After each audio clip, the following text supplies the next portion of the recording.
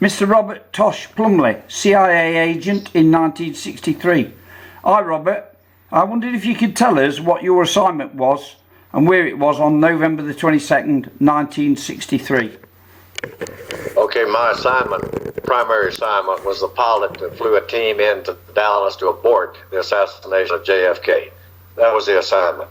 The information that came to this team from out of the Pentagon was CIA acting as logistical support.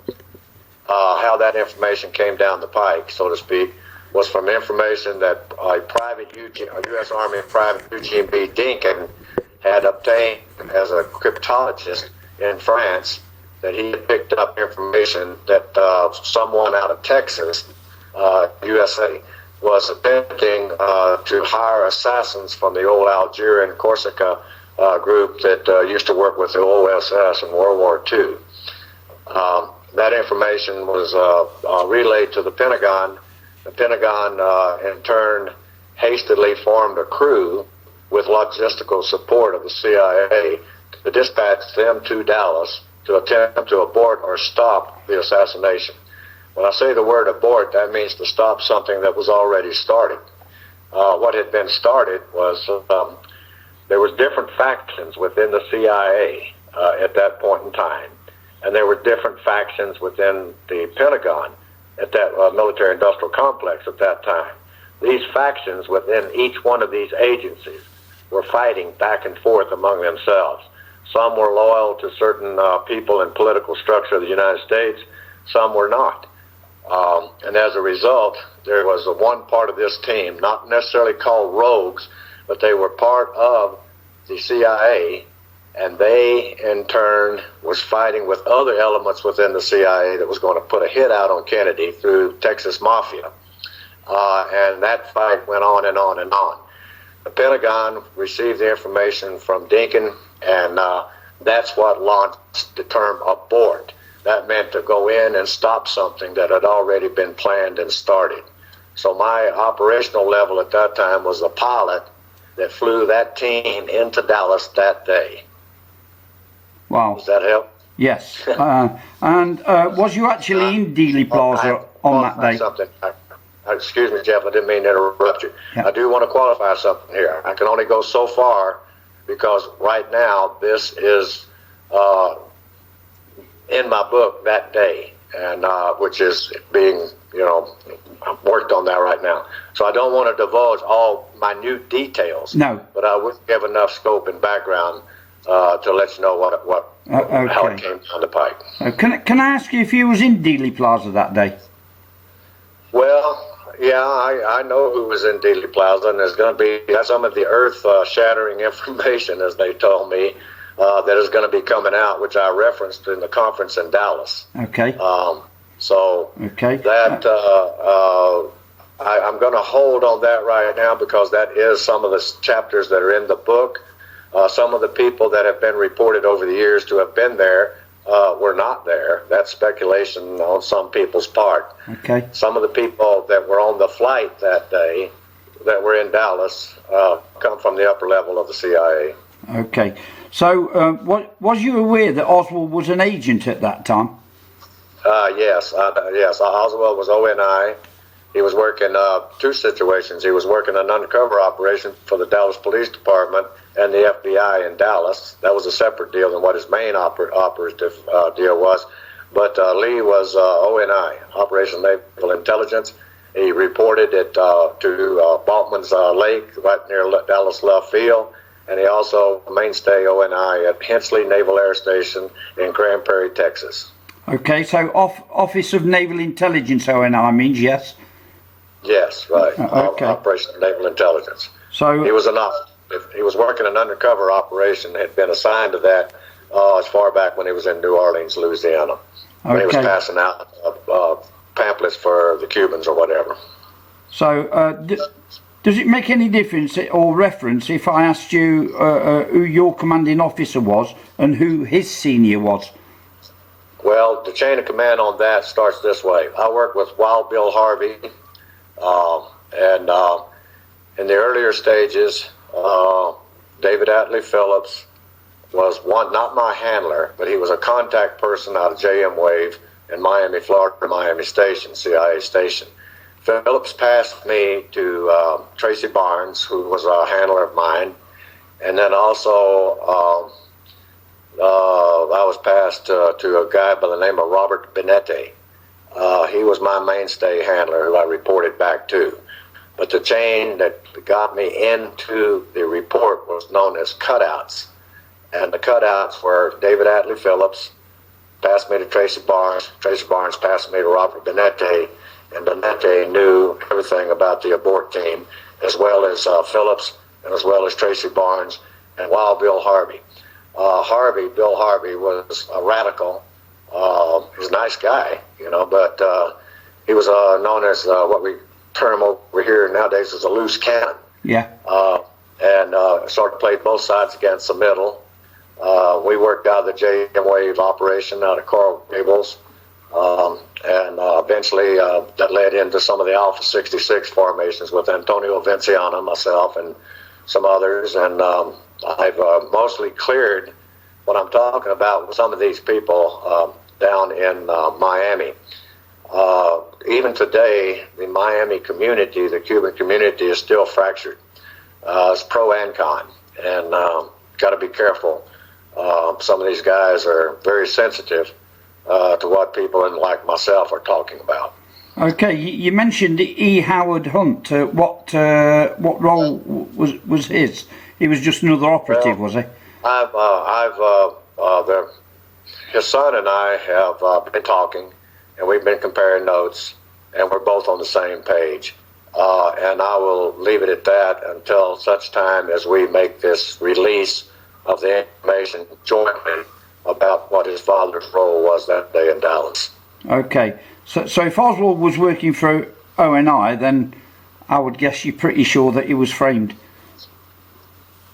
There's no doubt that he was framed. When they use terms like he's the patsy, that means simply that he knew the setup. It surprised him. I still think to the day he was killed, he was still in shock about how things turned on him. I'm sure, well, I'm not trying to speak for him, but I'm sure he had thoughts dating all the way back prior to his Russian trips. I first knew of Oswald, not close friends, but met him at Nags Head, North Carolina on illusionary warfare training. And Lee Oswald was taking Russian courses, language courses at Nags Head, North Carolina, while I was taking illusionary warfare training classes there at Nags Head. Later, before he went to Russia, I was taking jungle warfare training programs in Honolulu, Hawaii, and then they shipped out to Japan at that particular time. So anyway, that too is in the book that day. The details of all that and how it came together is in the book that day. So there's no doubt in my mind that Lee Harvey Oswald was what you would call a double operative, if that's, or even a triple, if that's the term that I should use. That is one of the reasons at the Dallas conference that I went out to Oswald's grave and I give him a military salute as a Marine. Yes, I have that on tape. Right, and that's the reason that I give him what now people are referring to as a military honor salute. Yeah, that was quite touching. That was quite touching. It actually welled up some feelings inside my chest when I saw you do that. But I'd like to ask, why didn't anyone come forward when Oswald said, I would like for someone to come forward and give me, and then he paused, and then he said legal assistance. But I think there was a message in that, maybe a message to his comrades who was operatives. Well, the whole thing about that, you got to go back into the time of Dallas, Texas, and the Texas Klan, or now which later become known as the Texas Mafia. The mindset in that particular time is that our government could do absolutely no wrong. Whatever the government said to the people, the citizens, was absolute. Yeah. There was a mindset in this country at that particular time that if you even dropped the American flag on the ground and stepped on it, some Marine were going to kick your butt, or some citizen. So that mindset is gone. But at that particular time, when he's sitting there saying he did not receive legal counsel, there was nothing in the books that said that someone that was charged even had the right to legal counsel. I mean, it was assumed that you're going to get it, but he was, in my opinion, at that point in time, was railroaded, and he knew it.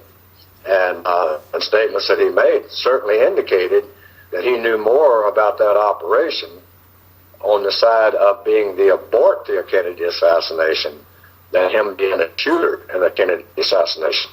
So I'm sure the young man Lee was pretty well shocked that, number one, he didn't even know what he was being accused of when he was picked up. Number two, he didn't kill Tippit. Number three, he was supposed to be taken back. Well, I'm getting a little bit too deep in some things, but he was supposed to be taken to an airport to be flown out to Dallas because the abort team had failed. That was after his arrest or before? No, before. Supposed to be out of via Oak Cliff, a Dallas police officer, taken to Redbird Airport, which is in Oak Cliff, and he would be flown to the country.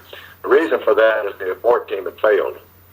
And anybody associated in that platform, especially a Marine that had just come back from Russia that had the reputation of the FBI as being a communist sympathizer, he would be prime suspect.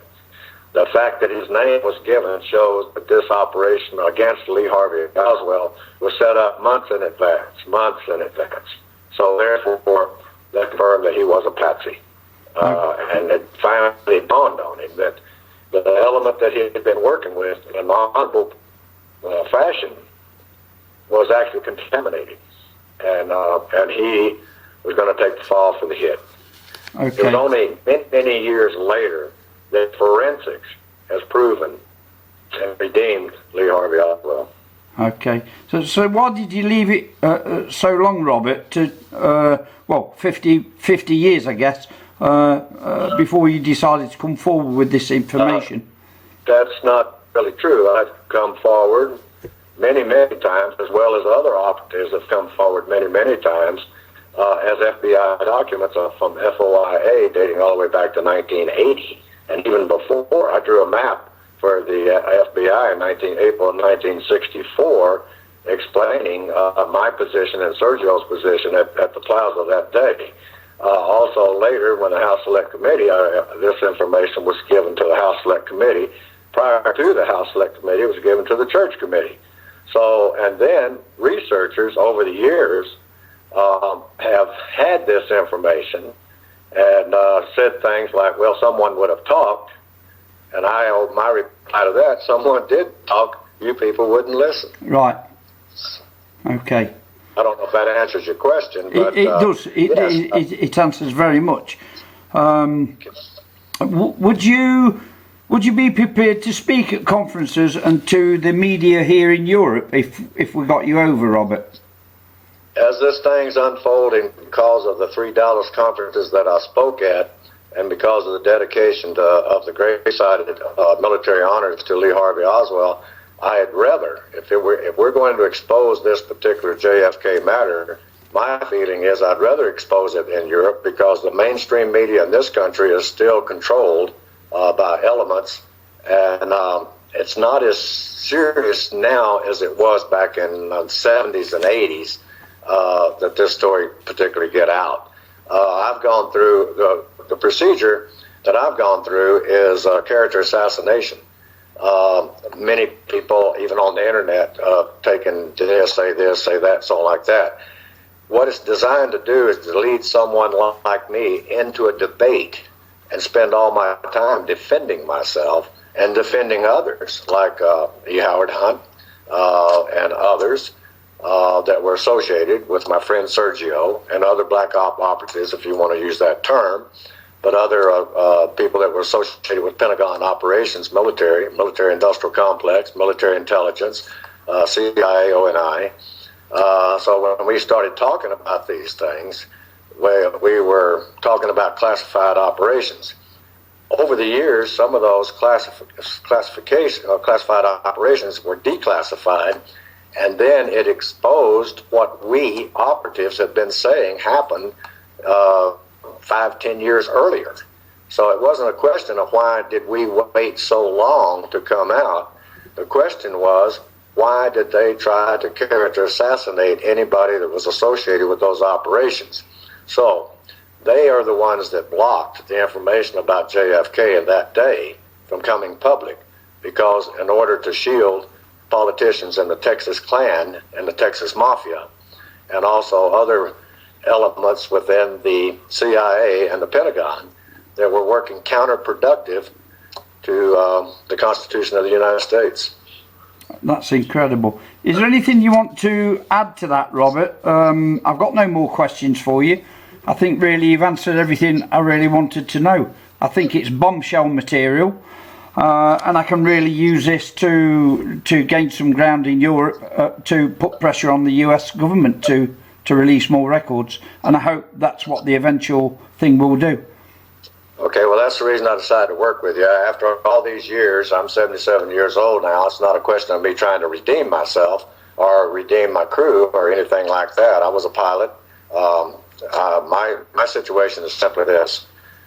I've been exposed to military operations, intelligence operations, and that JFK was just one of many, many operations that I was associated with and involved with.